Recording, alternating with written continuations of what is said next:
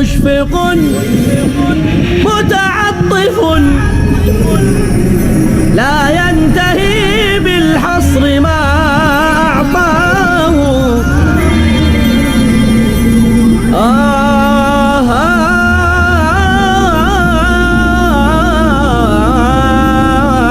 رب رحيم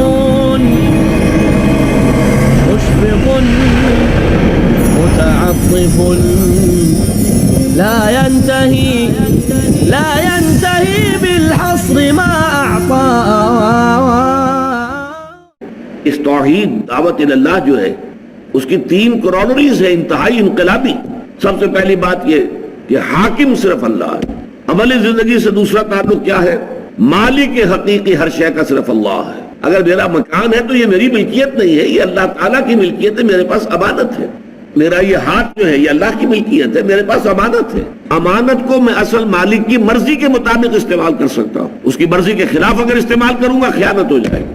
اور تیسرے یہ کہ اللہ تعالیٰ ہی نے تمام انسانوں کو پیدا کیا تو تمام انسان برابر ہیں. اب جنہوں نے اپنی حاکمیت کے تخت جما رکھے ہیں انہیں یہ دعوت کیسے پسند آئے گی؟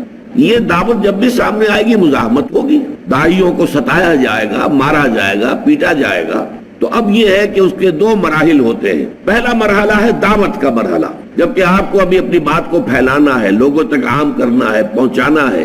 اس کے لیے you have to buy time, آپ کو وقت چاہیے. اور اس وقت کا ذریعہ یہ ہے وہ جوابی کارروائی کوئی نہ کرے. نتیجہ کیا ہوگا؟ کوئی بہت ہی زیادہ پرورٹڈ قسم کے لوگ ہوں گے جو ایسے لوگوں کو ایذا پہنچائیں گے. عام انسان جو ہے تو ایسے لوگوں کے خلاف کیسے ہاتھ اٹھائے گا؟ اگر یہ روش ہوگی تو وہ جو سائلنٹ میجورٹی ہوتی ہے ان کی ہمدردیاں ان کے ساتھ ہو جاتی ہیں. جیسے آپ کو معلوم ہے پتھر کے اندر بھی مسلسل اگر پانی کا قطرہ گرتا رہے ایک مقام پر تو سوراخ ہو جاتا ہے پتھر میں. اسی طرح بہت سے ہوتے ہیں سنگ دل لوگ جن کے دل پتھروں کے مانند ہوتے ہیں، لیکن اس طرز عمل سے کہ یہ لوگ جو ہے یہ تو کوئی جوابی کارروائی نہیں کرتے، کسی کا برا جو ہے نہ کہتے ہیں نہ کرتے ہیں، تو ان کے دلوں کے اندر بھی انقلاب آتا ہے. اس لیے فرمایا وَلَا تَسْتَوِي الْحَسَنَةُ وَلَا السَّيِّئَةُ، اچھائی اور برائی برابر نہیں ہوتے. ادفع باللتی احسن، جب تمہاری مخالفت ہو، جب تمہیں ستایا جائے، جب تمہیں مارا جائے، تمہیں ایذا دی جائے، پرسیکیوٹ کیا جائے، تم مدافعت کرو اس طور سے جو نہایت اعلیٰ ہو، نہایت حسین. جو میں نے عرض کیا کہ اینٹ کا جواب پتھر سے دینے کی بجائے اینٹ کا جواب پھول سے پیش کرو، گالی کا جواب دعا سے دو. اگر یہ کرو گے تو اس کا نتیجہ کیا ہوگا؟ فَإِذَا الَّذِي بَيْنَكَ وَبَيْنَهُ عَدَاوَةٌ، وہ سنگ دل انسان بھی کہ جو آپ کا بہت گہرا دشمن تھا، بہت بڑا دشمن، جانی دشمن، اس کا حال بھی یہ ہو جائے گا کہ انتہائی گرم جوش ساتھی اور حامی بن جائے گا. كَأَنَّهُ وَلِيٌّ حَمِيمٌ، ولی بن جائے گا، پشت پناہ بن جائے گا آپ کی شرافت سے، آپ کے حسن سلوک سے متاثر ہو کر. لیکن یہاں اب میں چاہتا ہوں کہ نوٹ کر لیں، یہ ہے مقام دعوت. اگلا مرحلہ ہے مقام اقامت، دین کو قائم کرنے کا مرحلہ. وہ مرحلہ کب آتا ہے؟ جبکہ اس دعوت کے ذریعے سے معتدم تعداد میں لوگ جمع ہو جائیں، اس دعوت کو قبول کر کے اور تکلیفیں جھیل کر، مصائب برداشت کر کے ان کا کردار پختہ ہو جائے. تو خاک میں مل اور آگ میں جل، جب خشت بنے تب کام چلے. ان خام دلوں کے عنصر پر بنیاد نہ رکھ، تعمیر نہ کر. خام ہے جب تک تو ہے مٹی کا ایک انبار تو، اور پختہ ہو جائے تو ہے شمشیر بے زنہار تو. اگر یہ لوگ پختہ ہو گئے، ان کا عزم جو ہے قوی ہے، ڈسپلن مضبوط ہے، اور یہ تن من دل قربان کرنے کو تیار ہے، پھر اب اس نظام باطل کے ساتھ ٹکر لینی ہے. اس ٹکر میں ظاہر بات ہے کہ پھر وہاں تو اینٹ کا جواب پتھر سے دینا ہوگا، وہاں تو بدلہ لینا ہوگا. اگلے مرحلے میں جا کر صورت بدل جاتی ہے. یہی بات ہے کہ جس کو بعض ہمارے جو مغربی مصنفین ہیں انہوں نے اس فرق کو ہائی لائٹ کرنے کے لیے پروفیسر منٹگومری واٹ، ہم لوگ تو اصل میں ان لوگوں کی ظاہری باتوں سے متاثر ہو جاتے ہیں، اس نے 2 کتابیں لکھی ہیں حضور کی سیرت پر، محمد at Mecca, Muhammad at Medina, اور ان دونوں میں کنٹراسٹ کو ہائی لائٹ کیا ہے. مکے میں تو محمد جو ہے صلی اللہ علیہ وسلم، ان کا حکم یہ تھا کہ چاہے تمہارے ٹکڑے کر دیے جائیں تم ہاتھ نہیں اٹھاؤ گے۔ مدینے میں آ کر وہی محمد ہے جو کہہ رہے ہیں کہ اینٹ کا جواب پتھر سے دو۔ تضاد ہو گیا کہ نہیں ہو گیا؟ یہ تضاد در حقیقت ہے تضاد، لیکن یہ تضاد ایک انقلابی عمل کے دو مراحل کا ہے۔ ایک مرحلہ دعوت کا ہے، اس وقت جو ہے وہی شکل بہتر تھی اور اسی کو اختیار کیا گیا۔ بلکہ یہ بات ٹوائنبی نے کہی ہے، ٹوائنبی چونکہ اس دور میں فلسفی آف ہسٹری کا سب سے بڑا یوں سمجھیے کہ اتھارٹی سمجھا جاتا ہے، اس نے کہا Muhammad failed as a prophet but succeeded as a statesman مین۔ مکے میں وہ کہتا ہے کہ محمد چاہے نبی تھے یا نہیں تھے، کیونکہ وہ تو نہیں مانتا نبی، لیکن ان کا انداز نبیوں کا سا تھا۔ جیسا عیسیٰ تعلیم دیتے تھے، گلیوں میں پھرتے تھے، لوگوں کو اپنی بات پہنچاتے تھے، حضرت یحییٰ تھے، ایسا ہی نقشہ مکے کے اندر محمد کا بھی تھا صلی اللہ علیہ وسلم۔ وہاں تو وہ ناکام ہو گئے، وہاں سے تو انہیں جان بچا کر ان کے نزدیک بھاگنا پڑا۔ وہ اسے کہتے ہیں فرار، فلائٹ فرام مکہ۔ نو، ہمارے نزدیک یہ آلٹرنیٹ بیس کے لیے یہ ہجرت تھی۔ بہرحال مدینے میں آ کر محمد جو ایک اسٹیٹس مین کی حیثیت سے، ایک بڑے سیاستدان کی حیثیت سے، ایک بڑے حاکم اور ایک سپہ سالار کی حیثیت سے سامنے آتے ہیں، دیر ہی سکسیڈڈ، وہاں کامیاب ہو گئے۔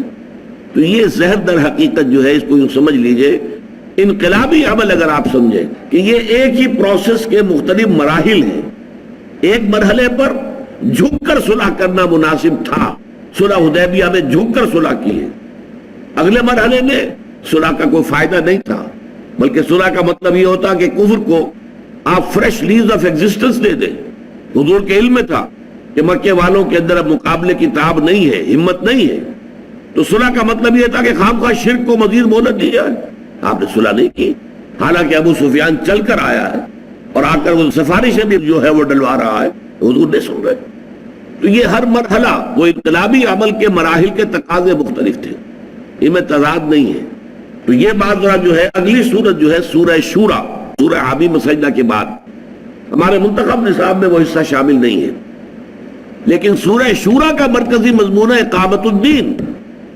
شرع لکم من الدین ما وصى به نوحا والذی اوحینا الیک وما وصینا به ابراہیم وموسیٰ وعیسیٰ ان اقیموا الدین ولا تتفرقوا فیہ۔ اے مسلمانوں، دین تو تمہارے لیے بھی وہی ہے جو ہم نے نوح کو دیا تھا، ابراہیم کو دیا، موسیٰ کو دیا، عیسیٰ کو دیا، لیکن تم پر وہ دین کامل کر دیا گیا۔ الیوم اکملت لکم دینکم واتممت علیکم نعمتی ورضیت لکم الاسلام دینا۔ اب تمہارا فرض ہے اسے قائم کرو، نافذ کرو۔ یہ اقامت دین کی صورت ہے سورہ شورا۔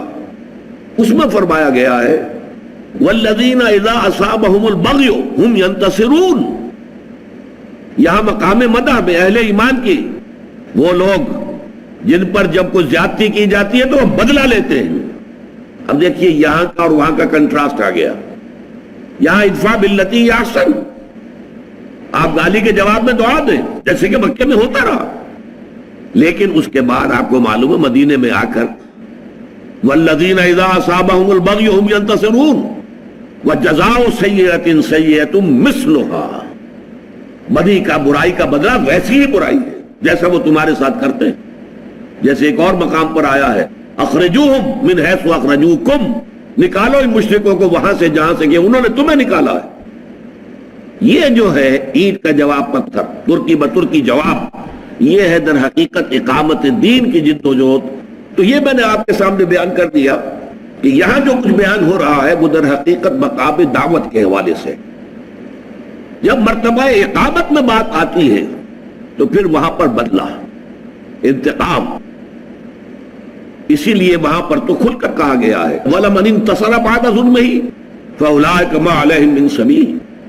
جو کوئی بدلہ لیتا ہے اس کے بعد کہ اس پر ظلم کیا گیا ہو تو اس کو کوئی ملامت نہیں کی جا سکتی، بدلہ لینا اس کا حق ہے، لیکن یہ ہے مرتبہ دعوت۔ وَمَنْ أَحْسَنُ قَوْلًا مِّمَّنْ دَعَا إِلَى اللَّهِ وَعَمِلَ صَالِحًا وَقَالَ إِنَّنِي مِنَ الْمُسْلِمِينَ وَلَا تَسْتَوِي الْحَسَنَةُ وَلَا السَّيِّئَةُ ادْفَعْ بِالَّتِي أَحْسَنُ فَإِذَا الَّذِي بَيْنَكَ وَبَيْنَهُ عَدَاوَةٌ كَأَنَّهُ وَلِيٌّ حَمِيمٌ۔ وما يلقاها الا الذين صبروا وما يلقاها الا ذو حظ عظیم، اور یہ مقامات نہیں عطا ہوتے مگر صرف انہی کو کہ جو صبر والے ہیں، صبر کرنے والے ہیں۔ دیکھیے اب سورۃ العصر میں جو آخری بات تھی وَتَوَاصَوْا بِالصَّبْرِ، جہاں پھر وہی بات آ گئی، تکلیف آئی ہے تو جھیلیے، برداشت کیجئے۔ مکہ کا تصور کیجئے آپ، کیسی کیسی مصیبتیں، کیسی کیسی آزمائشیں، کیسی کیسی ان کے لیے جو ہے طرح طرح کی اذیتیں، کوفت جسمانی بھی قولی بھی، یہ سب ہوئی، برداشت کی، مارا گیا ہے، بھوکا رکھا گیا ہے، زنجیروں میں جکڑ کر گھروں میں ڈال دیا گیا ہے، ایک صف لے کر، چٹائی لے کر اس میں لپیٹ کر اور دھواں دے دیا گیا ہے کہ دم گھٹ رہا ہے۔ اور یہ کس کے ساتھ ہو رہا ہے؟ خاندان بنو امیہ کے چشم و چراغ حضرت عثمان کے ساتھ ہو رہا ہے رضی اللہ تعالی عنہ۔ یعنی عام غلاموں کے ساتھ جو کچھ ہو رہا تھا اس کا آپ کیا تصور کر سکتے ہیں؟ یہ جب اونچے گھرانوں کے نوجوانوں کے ساتھ یہ سلوک ہو رہا تھا، جس کی وجہ سے حضرت عثمان رضی اللہ تعالیٰ عنہ نے ہجرت کی ہے، ہجرت حبشہ، اور ان کے ساتھ حضور کی صاحبزادی جو حضرت عثمان کی اہلیہ تھی وہ بھی ساتھ گئی۔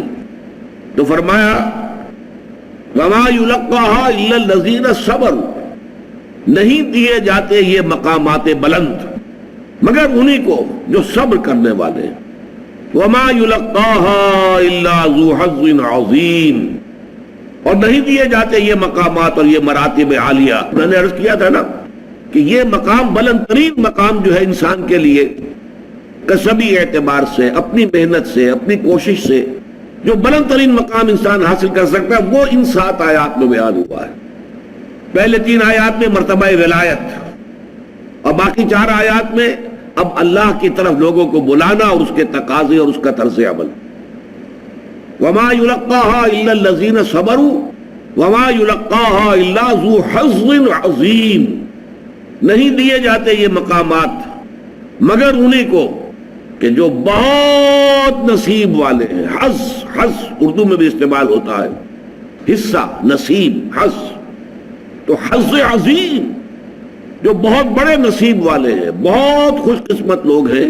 یہ مقامات بلند جو ہے، یہ مرتبہ بلند ملا جس کو مل گیا، ہر مدعی کے واسطے دار و رسم کہاں۔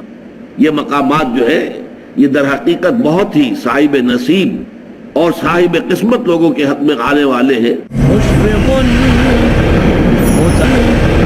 متعطف وما يلقاها الا الذين صبروا وما يلقاها الا ذو حظ عظیم، نہیں دیے جاتے یہ مقامات مگر انہی کو کہ جو بہت نصیب والے ہیں۔ حظ، حظ اردو میں بھی استعمال ہوتا ہے، حصہ، نصیب، حظ، تو حظ عظیم، جو بہت بڑے نصیب والے ہیں، بہت خوش قسمت لوگ ہیں۔ یہ مقامات بلند جو ہے، یہ مرتبہ بلند ملا جس کو مل گیا، ہر مدعی کے واسطے دار و رسم کہاں۔ یہ مقامات جو ہے یہ در حقیقت بہت ہی صاحب نصیب اور صاحب قسمت لوگوں کے حق میں آنے والے ہیں۔ یہ یلقاہا جو ہے یہ فعل مجہول ہے، نہیں دیے جاتے یہ مراتب۔ اگرچہ عام طور پہ ترجمہ اگر آپ دیکھیں گے تو وہاں یہاں فعل معروف کے اندر ہی اس کا جو ہے ترجمہ کر دیا گیا ہے، نہیں حاصل کر سکتے ان مقامات عالیہ کو، ان بلند مراتب کو مگر وہی لوگ کہ جو صبر کرنے والے ہیں، اور نہیں حاصل کر سکتے ان مقامات بلند کو مگر وہ کہ جو بہت بڑے نصیب والے ہیں۔ اب آخر میں فرمایا وَإِمَّا يَنزَغَنَّكَ مِنَ الشَّيْطَانِ نَزْغٌ فَاسْتَعِذْ بِاللَّهِ، اور اگر کبھی تمہیں کوئی اکساہٹ ہو ہی جائے، شیطان جو ہے تمہارے اندر وسوسہ اندازی کر کے تمہارے اندر غصے کی کیفیت پیدا کر دے، ظاہر بات ہے انسان انسان ہے۔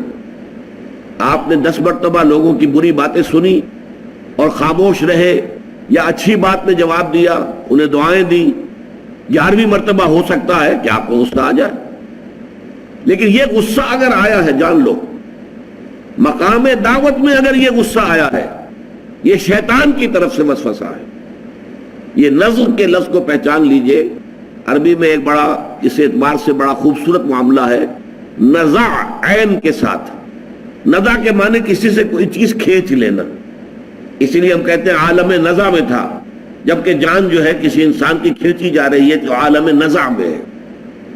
اور اس کے برعکس عین کے اوپر نقطہ لگ گیا، نزع کی بجائے نزغ بن گیا غین کے ساتھ۔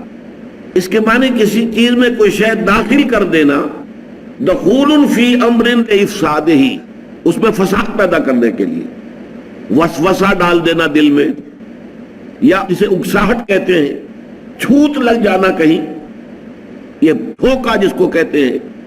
کہیں آپ دیکھیں گے کہ کچھ لوگوں کے درمیان کوئی نزاع ہو رہا ہے تو کوئی شخص ذرا دوسرے کو ذرا دھوکہ لگاتا ہے کہ جواب دو نا، آپ آؤ میدان میں۔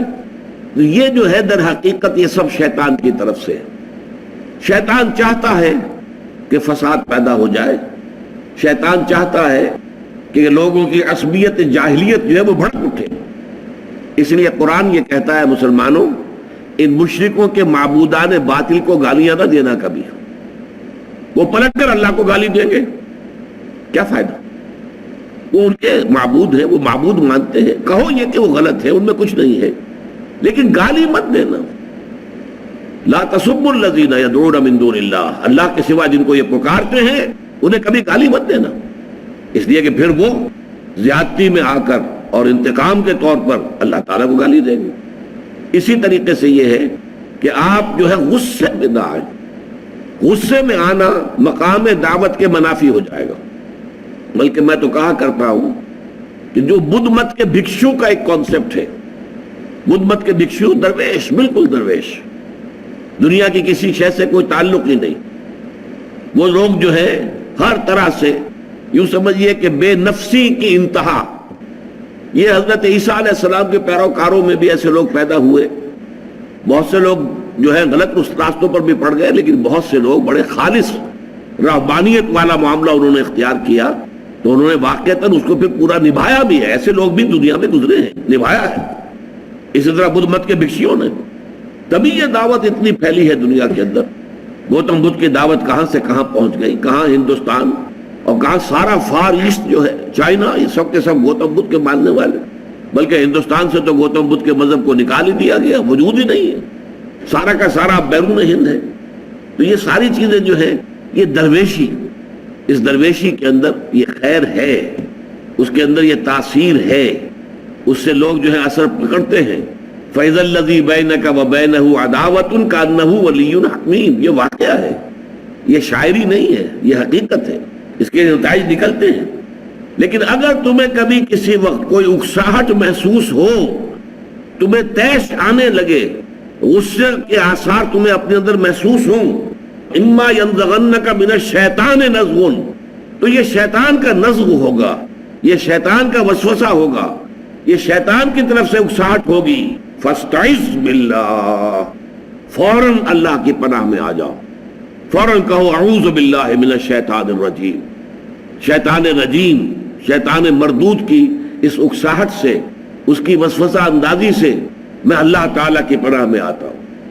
اس کے اندر بھی در حقیقت بہت عجز اور تذلل کا معاملہ ہے۔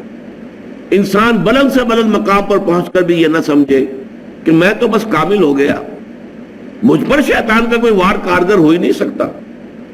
بعض مواقع پر حضور کو بھی غصہ آ گیا ہے، یہ آخر آپ کے ساتھ طبع بشری جو ہے وہ تو لگی ہوئی تھی۔ قل انما انا بشر مثلکم یوحی الی انما الہکم الہ واحد، انسان تو تھے نا آخر۔ غزوہ احد میں غصہ آ گیا، غزوہ احد میں جب آپ کا خون کا فوارہ چھوٹا ہے اور آپ بے ہوش ہوئے ہیں، ہوش میں آئے ہیں، تو آپ نے کہا کیف یہد اللہ قوما خضبوا وجہ نبیہم بالدم، اللہ ایسے لوگوں کو کیسے ہدایت دے گا جنہوں نے اپنے نبی کے چہرے کو خون سے رنگ دیا۔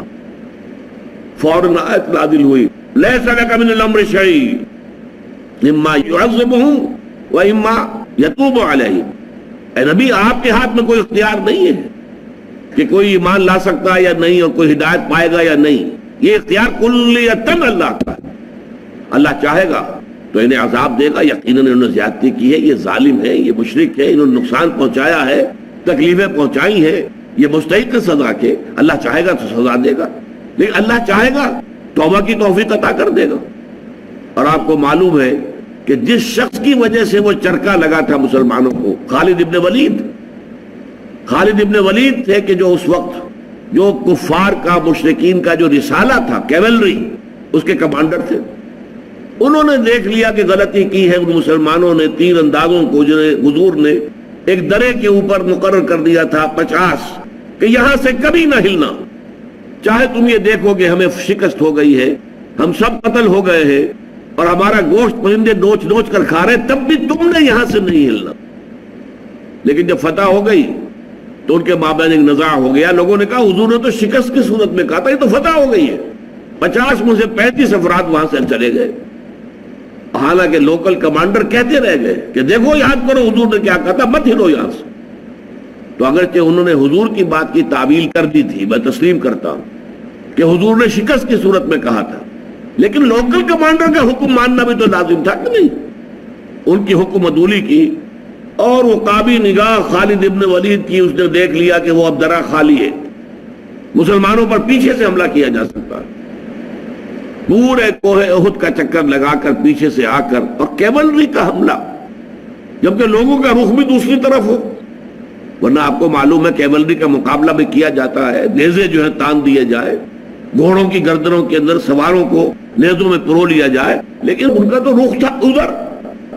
کفار کا لشکر بھاگ رہا تھا, وہ تعاقب کر رہے تھے. پیچھے سے کیولری کا حملہ ہوا ہے. پھر جو ہوا ہے وہ آپ کو معلوم ہے. 70 صحابہ شہید ہوئے, حضور زخمی ہوئے, بے ہوش ہوئے, بہت زیادہ خون جانے کے باعث, اور خبر اڑ گئی کہ حضور شہید ہو گئے. معاذ اللہ. یہ سارے حالات ہوئے ہیں کیوں؟ وہ شیطان کا ایک ٹھوکا. فرمایا وَإِمَّا يَنزَغَنَّكَ مِنَ الشَّيْطَانِ نَزْغٌ فَاسْتَعِذْ بِاللَّهِ, فوراً اللہ کی پناہ میں آ جاؤ. کبھی یہ نہ سمجھنا کہ تم شیطان سے بالکل محفوظ ہو, مامون ہو, مسعون ہو. نہیں, شیطان کو یہ اللہ تعالیٰ نے چھوٹ دے رکھی ہے, قیامت تک کے لیے دے رکھی ہے. الذی یوسوس فی صدور الناس من الجنۃ والناس, یہ اللہ تعالیٰ کی طرف سے اسے اختیار ہے. وہ کسی کو غلط بات پر مجبور نہیں کر سکتا, لیکن کسی انسان کے اندر اس کے جو سفلی جذبات ہیں ان کو بھڑکانے کا اسے اختیار حاصل ہے. وہ پھونکے مارتا ہے. حدیث میں آتا ہے کہ وہ انسان کے دل پر اپنی تھوتنی جما لیتا ہے. جیسے یہ سور کا منہ ہوتا ہے, اسے ہم تھوتنی کہتے ہیں, اسی طرح شیطان کی وہ تھوتنی ہوتی ہے. وہ جو ہے وہ غافل دل جو ہے جس میں اللہ تعالیٰ کی یاد نہیں ہے, اس پر وہ اپنی تھوتنی جما کر پھونکے مارنا شروع کرتا ہے, تاکہ وہ جو نفس کے تقاضے ہیں, نفس امارہ, ان النفس لامارۃ بالسوء, وہ بھڑک اٹھے, مشتعل ہو جائے. تو جب بھی یہ کیفیت محسوس کرو فاستعذ باللہ, تو اللہ تعالیٰ کی پناہ طلب کرو. انہ هو السمیع العلیم, یقیناً وہ سب کچھ سننے والا اور سب کچھ جاننے والا ہے. یہ آیت قرآن مجید میں سورہ اعراف میں بھی آئی ہے. وَإِمَّا يَنزَغَنَّكَ مِنَ الشَّيْطَانِ نَزْغٌ فَاسْتَعِذْ بِاللَّهِ, یہاں تک تو جمعین ہی یہی الفاظ ہیں. البتہ اس کے بعد ہے انہ سمیع علیم, نکرہ کی شکل میں صفات کی صورت میں آیا ہے. یہاں انہ هو السمیع العلیم, اس لیے کہ صرف وہی ہے جو سب کچھ سننے والا اور سب کچھ جاننے والا ہے. متعطف بسم اللہ الرحمن الرحیم. قال النبی صلی اللہ علیہ وسلم اوتیت جوامع الکلم. حضرات مطالعہ قرآن حکیم کے جس منتخب نصاب کا سلسلے وار درس مجالس میں ہو رہا ہے وہ 6 حصوں پر مشتمل ہے. پہلا حصہ جامع ترین اسباق پر مشتمل ہے اور اس میں 4 درس تھے کہ جو ہم نے پڑھ لیے. پہلا سورۃ العصر, دوسرا آیت البر, تیسرا سورہ لقمان کا رکوع نمبر 2, اور چوتھا یہ درس جو ابھی پچھلی نشست میں ختم ہوا سورہ حامی مسجدہ کی آیات 30 تا 36. یہ چاروں جامع اسباق ہیں اور اس وقت میں چاہتا ہوں کہ ان چاروں کا ایک تقابلی مطالعہ آپ کے سامنے آ جائے, جس کے لیے یہ ایک خاکہ بنا کر بھی آپ حضرات کے سامنے پیش کیا گیا ہے. دیکھیے یہ جو منتخب نصاب ہم نے مرتب کیا ہے اس کی غرض و غایت کیا ہے؟ ہم مسلمانوں کے تصورات 2 اعتبارات سے بہت محدود ہو گئے. اسلام دین ہے, مکمل دین ہے, مکمل نظام زندگی ہے. بدقسمتی سے ہمارے ذہنوں میں بالعموم جو ہے عام طور پر اسلام کا تصور صرف ایک مذہب کی حد تک رہ گیا. تو ایک تو یہ کہ دین کا تصور صحیح ہو جائے مسلمانوں میں، وہ محدود تصور کہ یہ مذہب ہے یہ ختم ہو جائے، اور یہ تصور واضح ہو جائے کہ یہ مذہب بھی ہے لیکن مذہب کے علاوہ اس میں پورا مکمل نظام زندگی ہے، سیاسی، معاشی، معاشرتی، دی پولیٹیکو سوشو اکنامک سسٹم مکمل جو ہے اسلام کے اندر موجود ہے. نمبر 2، ہمارے ذہنوں میں اور ہمارے عوام کی اکثریت کے ذہنوں میں یہ بات بیٹھ گئی ہے جب ہم مسلمان ہیں تو ہماری نجات تو لازماً ہو جائے گی، جنت تو ہمارا پیدائشی حق ہے. یہ جو تصور ہے ہمارا، جب تک کہ یہ ٹھیک نہ ہو تو کسی اعلیٰ کام کے لیے، کسی بلندتر کام کے لیے، کسی مشکل تر کام کے لیے، کسی کٹھن تر کام کے لیے آدمی کیوں تیار ہوگا؟ نظام باطل سے ٹکر لینا اس میں تو خطرات ہیں، جان کا خطرہ ہے، مال کا خطرہ ہے، اور بہت سے اندیشے ہیں، تکالیف آ سکتی ہیں. تو اس سے بہتر ہے کہ جسے پنجابی میں کہتے ہیں نیوی پا کے آدمی زندگی گزار دے. ٹکر کیسے لے گا وہ اگر اسے یہ معلوم نہ ہو کہ ٹکر لینا میرے لیے فرض ہے، لازم ہے؟ یہ ہے در حقیقت وہ چیز کہ جس کے لیے قرآن مجید سے یہ 4 مقامات ہم نے منتخب کیے کہ معلوم ہو جائے کہ اسلام میں جو فرائض اور ذمہ داریاں ہیں وہ صرف نماز روزہ نہیں ہے. حج بیت اللہ کا کر لیا ہو یا ہر سال عمرہ کر رہے ہو اسی سے بات نہیں بن جائے گی. سوال یہ ہے کہ اس کے ساتھ آپ کے باقی اعمال صالحہ بھی ہیں کہ نہیں. آپ حرام میں ملوث تو نہیں ہیں.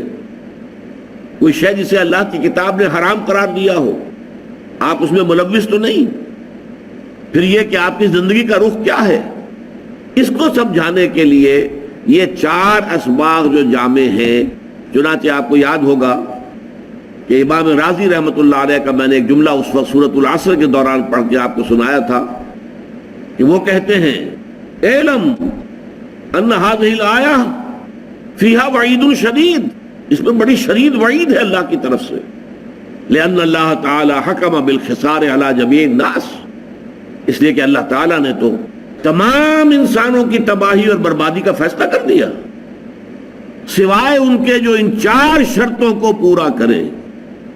وہی الایمان، پہلے ایمان ہے، والعمل الصالح، دوسرا عمل صالح ہے، وتواصی بالحق، اور تواصی بالحق ہے، وتواصی بالصبر، اور تواصی بالصبر ہے. ودل ذالک، یہ الفاظ ذرا نوٹ کیجئے اور یہ اردو میں بھی آپ کو سمجھ میں آ جائے گا. دلہ دلالت کرنا، ودل ذالک، اس سے دلالت ہوئی اس بات کی طرف، رہنمائی ملی اس بات کی طرف، ان النجات، کہ نجات جو ہے آخرت میں عذاب الہی سے بچ جانا، چھٹکارا پا جانا، ان النجات معلقۃ بمجموع هذه الاشیاء، کہ نجات جو ہے ان 4 چیزوں کے مجموعے پر معلق ہے. ہمارے ہاں کیا ہے، محض ایمان ہے، ایمان کا بھی صرف زبانی اقرار ہے، دل میں یقین ہے ہی نہیں. اور جنت کے ٹھیکیدار ہیں ہم، ہماری تو گویا کہ ریزرویشن ہے جنت کے اندر. تو اب اس سے آگے کچھ محنت کرنے کی ضرورت کیا ہے؟ کائکوں کو کھکیڑ مول لینا ہے، حرام سے بچنا، جبکہ حرام کے ذریعے سے، سودی کاروبار کے ذریعے سے، یا اور غلط کاموں کے ذریعے سے، رشوتوں کے ذریعے سے اگر آپ کو دنیا میں عیش مل رہے ہیں، ہر طرح کی تعیشات ہیں، ہر طرح کی آسائشیں، تو کیوں چھوڑے آدمی؟ جبکہ جنت تو پھر بھی مل ہی جائے گی. یہ بالکل وہ عقیدہ ہے کہ جو یہود کے اندر پیدا ہو گیا تھا. وہ کہتے تھے لن تمسنا النار الا ایام معدودات، اور دوسری مرتبہ پھر آیا ہے لن تمسنا النار الا ایام معدودہ، ہمیں آگ نہیں چھو سکتی مگر گنتی کے چند دن. نحن ابناء اللہ واحباؤہ، ہم تو اللہ تعالیٰ کے بیٹوں کے مانند ہیں، اس کے چہیتے ہیں، اس کے لاڈلے ہیں، تو ہمیں اللہ جہنم میں نہیں ڈالے گا. اور اگر صرف دوسرے لوگوں کی آنکھوں میں دھول جھونکنے کے لیے ہمیں جہنم میں ڈالا بھی تو فوراً نکال لے گا. ایام معدودات، چند دن کے سوا نہیں. قل ہاتوا برہانکم ان کنتم صادقین، فرمایا کہ لاؤ نا دلیل، کہیں تورات میں اللہ نے یہ ضمانت تمہیں دی ہے؟ کسی صحیفے میں، کسی نبی کے صحیفے میں یہ بات اللہ تعالیٰ کی طرف سے آئی ہے؟ بتاؤ. لیکن ہمارے ہاں بھی یہی ہے، امت مسلمہ میں ہے، مسلمان ہیں، نام مسلمانوں کا سا ہے، مسلمان والدین کے ہاں پیدا ہو گئے ہیں، کبھی بہت خیال ہوا تو کچھ نماز بھی پڑھ لی ہے، روزہ بھی رکھ لیا ہے، اور اس کے اوپر ہم مطمئن ہیں کہ ہمیں جنت مل جائے گی۔ جب تک یہ تصور ختم نہیں ہوگا، جب تک فرائض دینی کا جامع تصور سامنے نہیں آئے گا، اس وقت تک ظاہر بات ہے کہ ہمارے عمل میں کوئی تبدیلی نہیں آ سکتی۔ یہ ہے وہ نقطہ کہ جس کی وجہ سے اس منتخب نصاب میں یہ 4 اسباق شامل کیے گئے، جن میں چاروں میں وہ چاروں چیزیں موجود ہیں۔ اسی کے لیے دیکھیے یہ خاکہ بنایا گیا، اس کو سمجھ لیجئے۔ جوامع الکلم من القرآن الحکیم، یہ جوامع الکلم پر جو قومیں لگے ہوئے ہیں دونوں طرف، یہ کیوں ہے؟ اس لیے کہ یہ الفاظ ایک حدیث میں آئے ہیں۔ حضور نے فرمایا صلی اللہ علیہ وسلم، اوتی تو جوامع الکلم، مجھے اللہ تعالیٰ نے بہت جامع کلمات عطا کیے ہیں۔ حضور کی بہت سی حدیثیں ہیں 2 3 لفظوں پر مشتمل، لیکن حکمت کو یوں سمجھیے، حکمت کے سمندر کو، وہ ایک دریا کو ایک کوزے میں بند کر دیا گیا۔ تو اس حوالے سے یہ جوامع الکلم، خاص جامع باتیں چند الفاظ کے اندر، اور بہت زیادہ ہدایت اور حکمت اور معرفت، اگر اس کو بند کر دیا جائے تو انہیں کہیں گے جوامع الکلم۔ اور حضور نے خاص طور پر اپنے لیے فرمایا اوتی تو جوامع الکلم۔ یہاں میں نے لکھا ہے من القرآن الحکیم، قرآن مجید کا معاملہ بھی یہ ہے، اس میں ہدایت بہت مفصل بھی ہے، بڑی تفصیل سے ہے، تفصیل سے قوانین کی بحث جب شروع ہوتی ہے، نکاح و طلاق کی بحث شروع ہوتی ہے، کس قدر مفصل۔ لیکن جوامع الکلم، جہاں پہ کہ چند لفظوں کے اندر بہت بڑی حقیقت سمو دی گئی ہو، تو یہ 4 اسباق جو ہے جوامع الکلم من القرآن الحکیم، قرآن حکیم کے جوامع الکلم، یعنی مطالعہ قرآن حکیم کے منتخب نصاب کے حصہ اول میں شامل 4 جامع اسباق کا خلاصہ۔ اب اس میں سب سے نیچے دیکھیے لکھا ہوا بیس لائن، افقی قاعدہ۔ یہ سورۃ العصر میں جو 4 چیزیں آئی ہیں، ایمان، عمل صالح، تواسب الحق، تواسب الصبر، یہ پہلا سبق ہے درس اول لوازم نجات سورۃ العصر۔ یہاں ہم بیان کر چکے ہیں، دوبارہ ذہن میں تازہ کر لیجئے۔ ایمان اگر صرف زبان پر ہے، دل میں نہیں ہے، تو عمل درست نہیں ہوگا، قول اور عمل میں تضاد رہے گا۔ لیکن ایمان دل میں داخل ہو جائے تو یقیناً عمل کے اوپر اثر پڑے گا، اعمال بہتر ہو جائیں گے، اخلاق اچھے ہو جائیں گے، انسان کا کردار جو ہے سنور جائے گا، سیرت جو ہے بہتر ہو جائے گی۔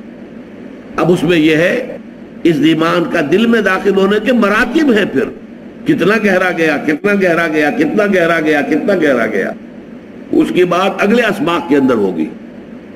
لیکن تھوڑا سا بھی یقین کا معاملہ اگر دل میں پیدا ہو گیا تو عمل صالح کسی نہ کسی درجے میں لازماً پیدا ہو جائے گا۔ عمل صالح جب میچور ہو جائے گا، اس سے لازماً تواسب الحق پیدا ہوگا۔ اگر آپ خود صحیح راستے پر چل رہے ہیں تو ممکن نہیں ہے کہ آپ دوسروں کو اس راستے کی دعوت نہ دیں، اس لیے کہ 2 چیزیں انسانی فطرت کے اندر ہیں۔ ایک شے یہ ہے کہ انسان کے اندر اس کی شرافت اور مروت کا تقاضا کیا ہے۔ اگر اللہ نے آپ کو کوئی خیر دیا ہے، اس خیر کو بانٹیے، بخیل نہ بن جائیے۔ اللہ نے آپ کو اچھی راہ سجھا دی ہے، اس اچھی راہ کی طرح دوسروں کو بھی بلائیے تاکہ وہ بھی شیئر کرے اس میں۔ تو یہ انسان کی شرافت اور مروت کا تقاضا ہے۔ اور دوسرے انسان میں غیرت اور حمیت، اگر حق آپ کو حاصل ہو گیا تو حق کو پامال دیکھ کر آپ کو تڑپ اٹھنا چاہیے۔ حق کے خلاف بغاوت ہو تو آپ حق کے حامی بن کر کھڑے ہو جائیں، حق کے فوجدار بن کر کھڑے ہو جائیں، حق کے محافظ بن کر کھڑے ہو جائیں۔ یہ لازم ہے، یہ انسانی فطرت کے تقاضے ہیں۔ لہذا اگر عمل صالح انسان کا اپنا میچور ہو جائے گا تو لازماً تواسب الحق پیدا ہوگا۔ یہ ہے اصل میں وہ معاملہ کہ اگر آپ پورے حق کی دعوت دیں گے تو لازماً مخالفت ہوگی۔ دیکھیں یہ تو بیس لائن ہو گئی سورۃ العصر۔ اب اس میں جو تیر کے نشان لگے ہوئے ہیں نیچے لائن پر، وہ کیا ہیں؟ ایمان کا نتیجہ لازماً عمل صالح، عمل صالح اگر میچور ہو تو لازماً تواسب الحق، حق کی دعوت، اور یہ اگر کل حق کی دعوت ہے تو لازماً تواسب صبر کی ضرورت پیش آئے گی۔ اس سے ذرا اونچے اٹھے. اب یہ دوسرے ایرو ہیں، یہ عمودی ترفع ہے. اس سے ذرا اونچا میں جو درس دوم میں ہمارے سامنے آیا، ایک ہے لوازم نجات، بیس لائن، جس سے نیچے نجات ہے ہی نہیں، لیکن اوپر مراتب عالیہ ہے، اونچے ہے. یہ حقیقت بر و تقوی، آیا بر. لیس البر ان تولوا وجوہکم قبل المشرق والمغرب ولکن البر من آمن باللہ والیوم الآخر والملائکۃ والکتاب والنبیین الی آخر الآیہ. اب اس میں دیکھیے ایمان، یہ 5 ایمانیات کا بیان آ گیا. ایمان اللہ پر، یوم آخر پر، فرشتوں پر، انبیاء کرام پر، آسمانی کتابوں پر.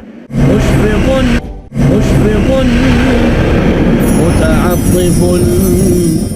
عمل صالح میں انسانی ہمدردی اور خدمت خلق میں مال کا انفاق، عبادات، نماز اور روزہ، التزام، معاملات کے ضمن میں ایفاء عہد.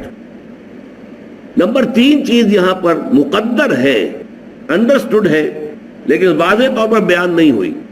جن لوگوں کا یہ کردار ہے، ان کی جنگ اگر ہوگی تو کس لیے ہوگی؟ حق کے لیے ہوگی. آخری چیز صبر، وَالصَّابِرِينَ فِي الْبَأْسَاءِ وَالضَّرَّاءِ وَحِينَ الْبَأْسِ. صبر کرنے والے فقر و فاقہ پر، تکلیف میں، اور سب سے بڑھ کر یہ کہ جنگ کی حالت. اب آئیے تیسرا سبق، اور اونچے اٹھے. یہ ہے مقام عظیمت، حوصلے والی بات، ہمت والی بات. سورہ لقمان کا دوسرا رکوع. اس میں ہم نے کیا پڑھا؟ ایمان کے ضمن میں اللہ کے شکر کا التزام اور شرک سے اجتناب. وَلَقَدْ آتَيْنَا لُقْمَانَ الْحِكْمَةَ أَنِ اشْكُرْ لِلَّهِ، اللہ کا شکر. اور پھر حضرت لقمان نے اپنے بیٹے کو جو پہلی بات کہی، وَإِذْ قَالَ لُقْمَانُ لِابْنِهِ وَهُوَ يَعِظُهُ يَا بُنَيَّ لَا تُشْرِكْ بِاللَّهِ. شکر کا التزام اور شرک سے اجتناب. اعمال کی جزا و سزا کا یقین، بدلہ مل کر رہے گا. انسانی اعمال ضائع نہیں ہوں گے. یا بنی انہا ان تک مثقال حبۃ من خردل فتکن فی صخرۃ او فی السماوات او فی الارض یأت بها اللہ ان اللہ لطیف خبیر. اس سے اوپر پھر اس کے اندر امر بالمعروف اور نہی عن المنکر. اعمال صالحہ کے اندر والدین کے ساتھ حسن سلوک، اتباع اور اطاعت اس کی جو خود اللہ کی جانب رخ کیے ہوئے ہو، اقامت صلاۃ، تکبر اور خود پسندی سے گریز، ولا تصعر خدک للناس ولا تمشی فی الارض مرحا. یہ ساری چیزیں آ گئیں. اور یہاں اب تواصی بالحق کے ضمن میں ایک نئی اصطلاح آئی، امر بالمعروف اور نہی عن المنکر. یہ اصطلاح پھر قرآن مجید میں بکثرت آئی ہے، 10 مرتبہ آئی ہے. وَلْتَكُمْ مِنْكُمْ أُمَّةٌ يَدْعُونَ إِلَى الْخَيْرِ وَيَأْمُرُونَ بِالْمَعْرُوفِ وَيَنْهَوْنَ عَنِ الْمُنْكَرِ وَأُولَٰئِكَ هُمُ الْمُفْلِحُونَ. تم میں سے ایک امت تو ایسی ہونی ہی چاہیے جن کے کام ہی صرف 3 ہوں: خیر کی دعوت دینا، نیکی کا حکم دینا، بدی سے روکنا. آگے چلیے اس میں اسی دوسرے رکوع میں سورہ لقمان کے یا بنی اقم الصلاۃ وامر بالمعروف ونہی عن المنکر واصبر علی ما اصابک. اور پھر جو تم پر بیتے، جو تکلیف آئے، جو مصیبت آئے، جیسے ستایا جائے، وربل پرسیکیوشن ہو تو صبر کرو، فزیکل پرسیکیوشن ہو تو صبر کرو، ٹارچر کیا جائے تو صبر کرو، جو بھی تم پر آئے. واصبر علی ما اصابک، جو بھی بیتے تم پر برداشت کرو اور جھیلو. یہ ہے بلند ترین مقام. یہی وجہ ہے کہ یہاں درس چہارم کے نیچے کیا لکھا ہے؟ حظ عظیم. یہ الفاظ میں نے انہی دروس سے لیے.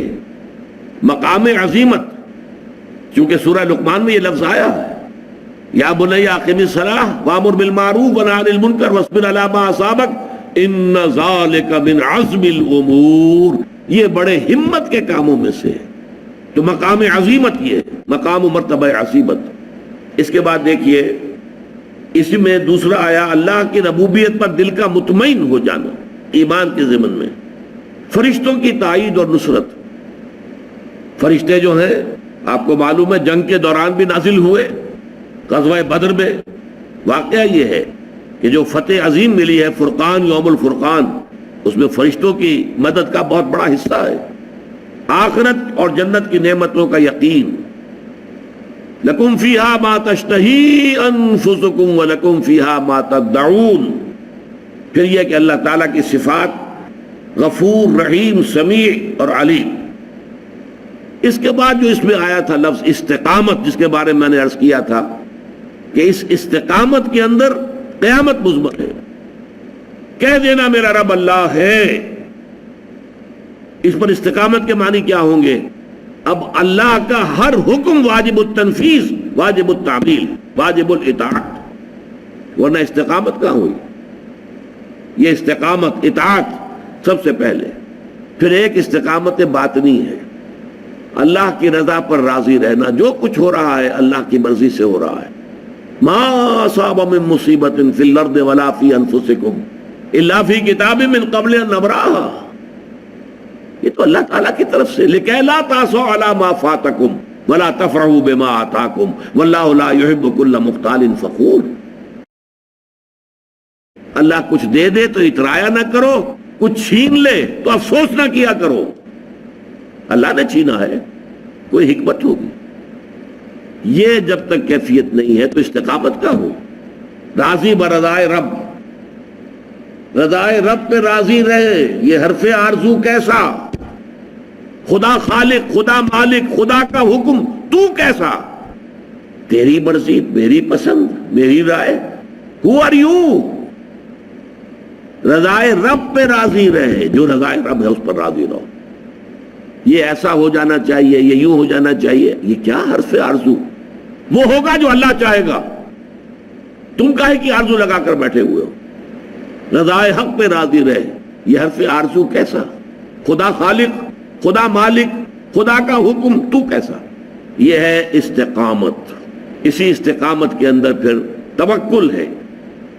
کوئی بھروسہ دنیا کے اسباب پر، مادی ذرائع پر نہ ہو، نہ اپنی قوتوں اور صلاحیتوں پر ہو، ہوگا وہ جو اللہ چاہے گا۔ محنت ہمیں کرنی ہے اپنی امکانی حد تک، اعدوا لہم ما استطعتم، جتنی بھی استطاعت ہے دشمن کے مقابلے کے لیے ساز و سامان فراہم کرو، اسلحہ فراہم کرو، گھوڑے تیار رکھو، سب کچھ کرو، لیکن کبھی یہ نہ سمجھنا کہ ان اسباب و وسائل سے نتیجہ برآمد ہوگا۔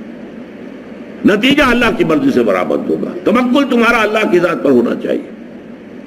12,000 کی تعداد میں جب فوج تھی مسلمانوں کی، اس وقت غزوہ حنین میں کچھ لوگوں کے دل میں خیال آ گیا، کبھی ہم 313 ہوتے تھے، شکست نہیں کھاتے تھے، آج تو 12,000 ہیں، کیسے شکست کھائیں گے؟ اور ہوا کیا وہاں؟ حوازن کے تیر انداز جو چھپے بیٹھے ہوئے تھے پہاڑوں کے اندر، جب وادی میں لشکر آ گیا ہے تو پھر جو آئی ہے بچھاڑ جو تیروں کی، تو بھگدڑ مچ گئی، سب کے سب بھاگ گئے۔ بعض روایات میں تو آتا ہے حضور کے پاس صرف 30 یا 40 افراد رہ گئے۔ یہ مولانا شبلی نے لکھا ہے، اگرچہ ان کے شاگرد رشید مولانا سید سلیمان ندوی نے اصلاح کی کہ نہیں، 300-400 کی حد تک آدمی رہ گئے تھے۔ 12,000 میں سے 300-400 رہ جائیں، 11,600 یا 700 بھاگ جائیں، آپ بتائیے اس سے بڑی بھگدڑ کون سی ہوگی؟ اور اللہ نے یہ کہا، پھر وہی آ گئی، وَيَوْمَ حُنَيْنٍ إِذْ أَعْجَبَتْكُمْ كَثْرَتُكُمْ، اس حنین کے دن تمہیں اپنی کثرت پر ناز ہو گیا تھا، ہماری کثرت پر، ہماری اتنی تعداد، تو اللہ نے تمہیں سبق دکھا دیا۔ توکل صرف اللہ تعالیٰ کی ذات پر۔ تو تواضع، عمل صالح، استقامت، تفرقے سے اجتناب، اننی من المسلمین، حلم اور استعاذہ باللہ۔ جب بھی ذرا محسوس ہو کہ شیطان میرے اندر کچھ غصے کی تحریک کر رہا ہے، میرے جذبات میں کوئی ابال آ رہا ہے، میں ترکی جواب دینے کی خواہش دل میں اٹھ رہی ہے، فوراً اللہ کی اعوذ باللہ من الشیطان الرجیم، اے اللہ میں تیری پناہ طلب کرتا ہوں شیطان الرجیم کے وسوسے سے، اس کے نزغ سے، اس نے جو ٹھوکا مجھے لگایا ہے، اس نے جو چھوت مجھے لگا دی ہے، اس کی طرف سے جو میرے اندر یہ اکساہٹ پیدا ہو گئی ہے، اے اللہ تو اپنے فضل و کرم سے مجھے بچا لے۔ اور صبر کی معراج، یہ اس رکوع میں جو آئی تھی، وہاں آیا ادفع باللتی ہی احسن، یہ صبر کی معراج ہے۔ پتھراؤ ہو تم پھول پیش کرو، گالیاں دی جائیں تم دعائیں دو۔ فَإِذَا الَّذِي بَيْنَكَ وَبَيْنَهُ عَدَاوَةٌ كَأَنَّهُ وَلِيٌّ حَمِيمٌ۔ یہ نقشہ صحابہ کرام کی زندگیوں میں ہے، اور نوٹ کر لیجئے ہمارے لیے آئیڈیل جو نقشہ ہے، ہمارے لیے ما انا علیہ و اصحابی، حضور نے فرمایا جو میرا طرز عمل ہے، آپ کا جو 12 سالہ دور ہے مکی، وہ بھی ہمارے لیے واجب الاتباع، اور جو پھر 10 سالہ دور ہے مدنی، وہ بھی ہمارے لیے واجب الاتباع۔ آپ کی پوری شخصیت ہمارے لیے واجب الاتباع ہے، اور اسی رنگ میں ہم دیکھتے ہیں کہ صحابہ کرام رگے ہوئے، جانیں بھی دیں اور جام شہادت بھی نوش کیے، وہ ہے مکمل اسوہ۔ البتہ یہ ہے جو مرتبہ ولایت اور مقام دعوت، اللہ تعالی ہمیں حق کو سمجھنے کی توفیق عطا فرمائے، ہمارا تصور دین جامع ہو جائے اور تصور فرائض دینی ہمارے سامنے واضح ہو جائے کہ نجات کا راستہ کیا ہے، اس کے لوازم کیا ہیں، اس کی شرائط کیا ہیں، اور ان پر پھر مدارج ہے، ایک کے اوپر دوسری منزل، دوسرے پر تیسری منزل، یہ 4 منزلیں ہیں جو اس میں آپ کے سامنے آ گئی ہیں۔ اس کو کاغذ کو اپنے سامنے رکھیے گا، اگر آپ کی میز پر شیشہ ہے اس کے نیچے لگا لیجئے، اس کے حوالے سے ذرا ان چیزوں کو ذہن میں تازہ کرتے رہیں تاکہ یہ 4 اسباق جو ہیں ان کا خلاصہ آپ کے ذہن میں محفوظ رہے۔ اقول قولی ھذا واستغفر اللہ لی ولکم ولسائر المسلمین والمسلمات۔ رب رحیم مشفق متعطف لا ينتهي بالحصر ما أعطاه